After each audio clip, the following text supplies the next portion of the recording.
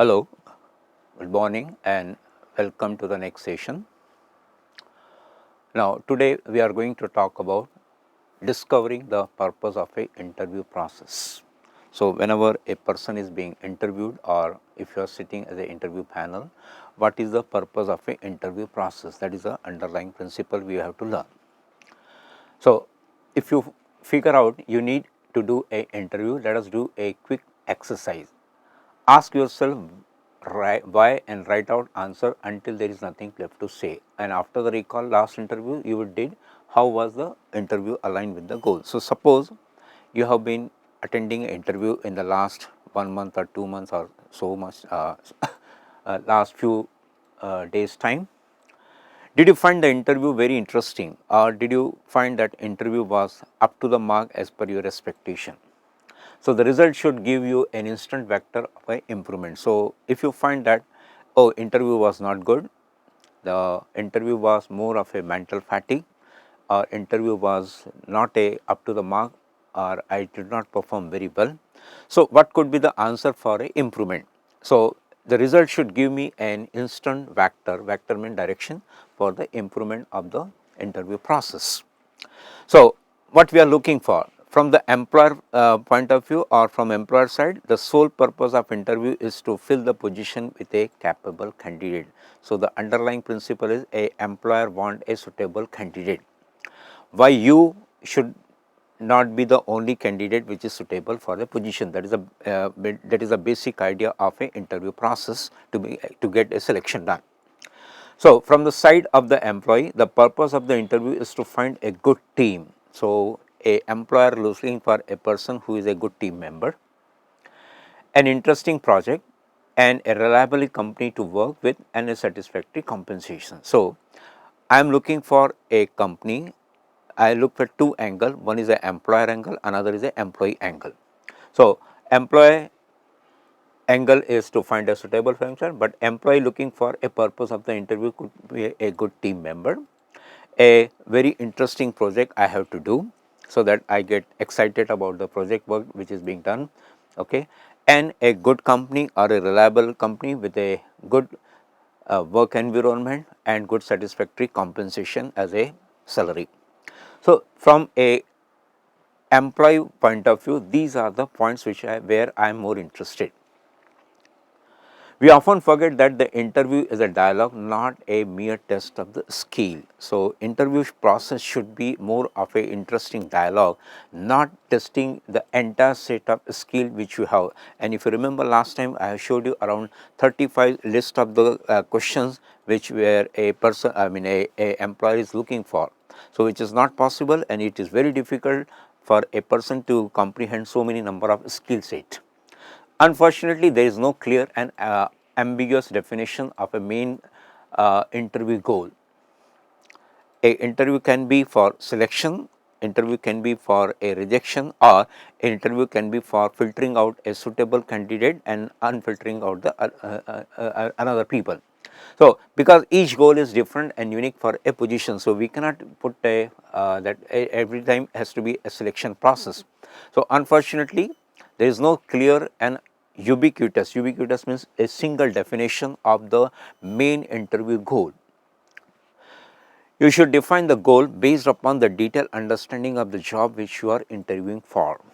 Number one, if you are looking for a data scientist, let us say, define rigorously what you expect them to do. So if I am being interviewed for a data science project, data science team member or data scientist as a project, I should be able to know, okay, what is my role, what is my definition, and rigorously I am expected to do or what. What task will the new team member will solve? So what is my task, what is my job profile, and what kind of work I am going to do. Okay. So with this background, think deeply about what first working day in this position will look like.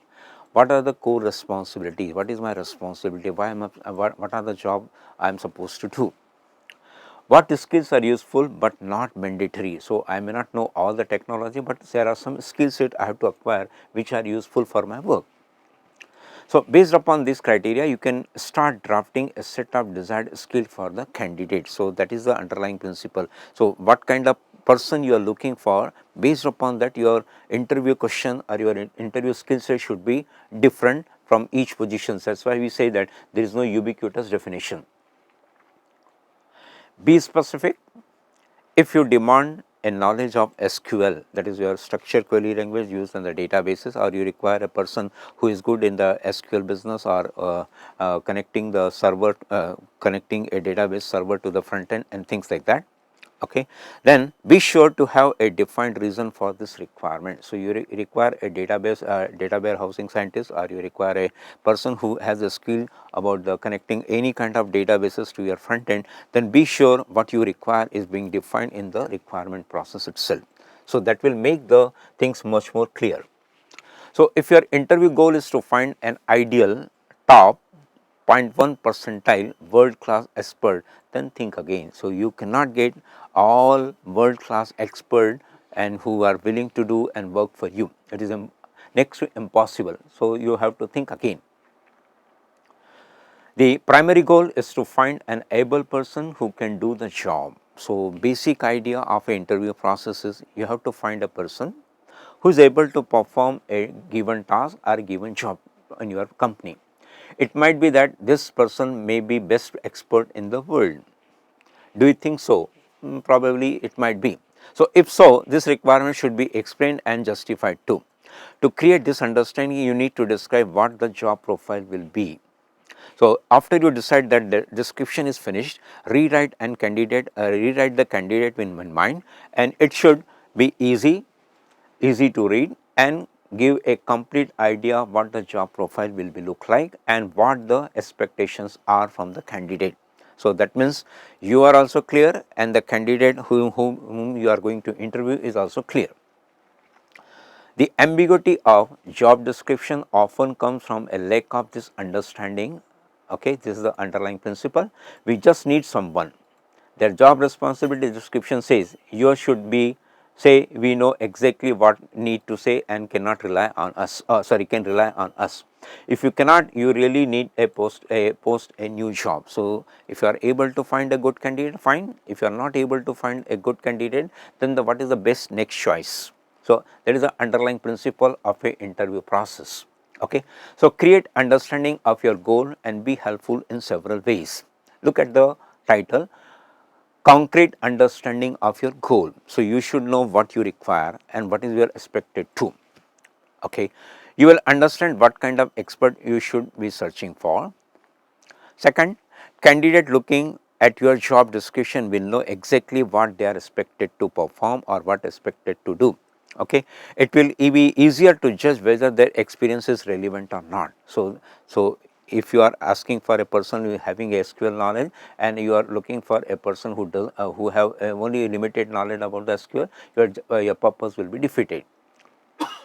Next, clear goal definition will allow you to design purposeful and insightful interview questions. So, that is the best idea. You should have a good interview questions too, so that you are able to judge the skill set of a person, not his talent or not his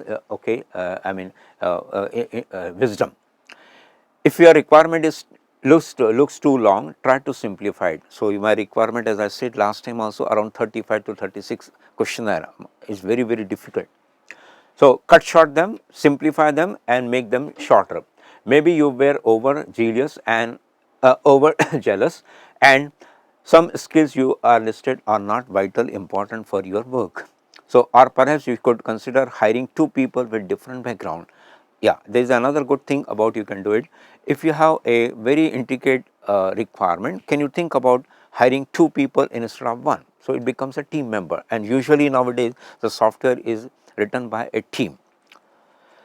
If you are posting a job description with a wide cross functional set of requirement, be sure what is the reason behind it. So, I have another term to explain to you. We call the function called as a wide cross functional set. So, sometime I have a engineering background, but I want to work in a accounts team also, though I have to have some domain knowledge of the account too. Then tomorrow I am given a insurance company software development. So, my Functional description will be cross-functional. That means I know about this also, I know that about also. So in one of the project I may be a team leader, in another project I may be just a member. So that is what we call as a cross-functional state of requirement. So many times it happens that a person who has diverse skill set may be required for a cross-functionality. Now let us see here, if your job description is complex, then you will find the following is true. Number one, candidate search will take longer since you are demanding more skills and experience. Naturally, a good interview process should not only last for a half an hour. In a half an hour, you cannot judge all the skill set. Okay, if it is possible, very good, but it is not possible many of the time. The candidate will be expecting a higher salary. Interview process will be long and could extend to several number of sessions. So whole day you go on the sessions too. Okay, you will have fewer options to choose from. Okay, so all those restrictions should have a good supporting arguments too. So I have listed around 4 arguments. So you should have a good supporting evidences for doing all the job. So why you took a whole day for? Because you want a best person. You want a person who has all the skill set available with them. So if you have none, consider simplifying the job. Having a good goal is not all you need, but the execution matters. So you require a person, so you have a very good goal, but sometimes it is not possible. So we have to have a modification of the interview process. So we will now look at the interview process from a candidate standpoint of view to discuss the topic of the bias and empathy. So introducing values and ethics in the interview. We often look at interview from one-sided perspective. So we only, if I am an interviewer person, and if I have read some about the new technology, let us say about the new data science technology, then I would like the candidate also to know about it, which is not a good thing. So we often look interviews from a one-sided perspective. We want to find a reliable team member who can do the job well. It is easy to forget that a bad interview can scare a good candidate too. So I am very good in Java, I am good in the software engineering principle, I am good in the Python programming, but I have been tested on the SQL, which is a area where I may not be very good. So it may be a bad interview experience for the candidate. More so, a constant flow of potential candidate make judgment about your company through the interview process, and bad interview lead to a bad publicity. So this is the underlying principle. The key to effective and smooth interview is to think about the candidate experience. So what he is more experienced about, and try to test his capability in the domain whatever he has acquired so far. Okay, if you have successfully defined honest requirement for the candidate, the next step is to link about the interview experience as a whole. To see a new teammate in the best light, the interview should look like a real working process, not a graduation examination. So that is what our most of the interview processes are, like a graduate exam. I have a list of questions and I solve many of them. I mean, I solve few of them. Out of 7, I solve only 5. It should not be. It should be a very good best fit. It should look like a real working process. Okay. So with this idea, we should work and consider how many technical interviews are being conducted. You go through a resume filter. The best people have a PhD. Do you get a PhD people, or at least a people, at least a person having 5 years of experience in the major tech company? If you finish some kind of online skill test, or you submit your GitHub repository and portfolio for the project review, then you should go through online screening interview process and the answer a series of technical questions related to multiple or multitude of technology and scientific areas might be very good for your useful work.